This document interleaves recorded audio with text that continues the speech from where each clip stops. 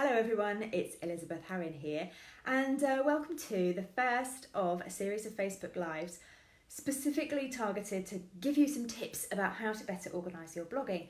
So I'm Elizabeth from Totally Organised Blogging and I have been a blogger for over 10 years, so I have plenty of experience in finding out all the things that don't really work with when you want to stay organised. I've written over 1,000 blog posts for my own blog, and I also blog regularly and I create columns for other people's blogs. So I have produced a lot of content in that time.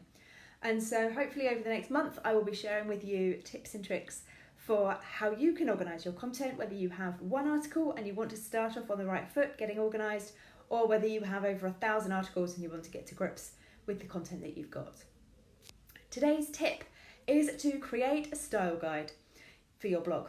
You'll find it so much easier and you will save a lot of time if you have a document you can refer to regularly that says what kind of sizes you use for your social media posts, what colours you use, the hex colours, and then if you also create pins and things in PowerPoint, the RGB variants of those colours as well, so that you've got somewhere where you can just quickly flick to and see all the key metrics about your blog and your style.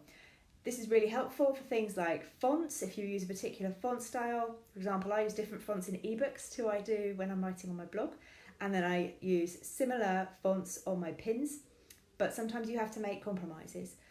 So having somewhere where I've got all of that written down, I've got notes of what size headings I use, what size footnotes I use in ebooks, what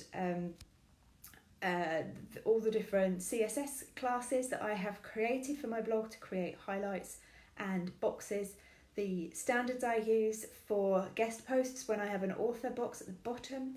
All that kind of stuff is helpful. It's also something you can pass on to your guest posts, your guest bloggers, so that if you need them to produce a headshot for you or to produce their content in any particular way. So for example, I always ask for subheadings in guest blog posts.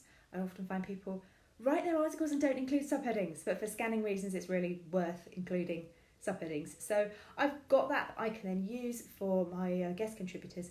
It helps them as well as it helps me. It also helps my VA, so especially for things like creating pins, she knows exactly what the standards are. It needs to be this size, it needs to include this URL, and we draw our pictures from a particular library of stock photos. So she's got those standards, and that gives us the brand book, the style guide for the blog.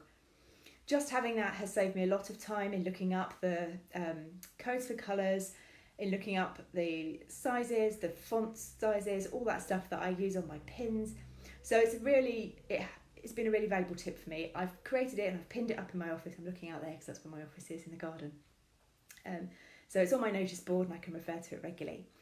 So I hope that's been useful. Please join me for some more tips about how to organise your blog content over on totallyorganisedblogging.com. Thanks, I'll see you in my next video. Goodbye.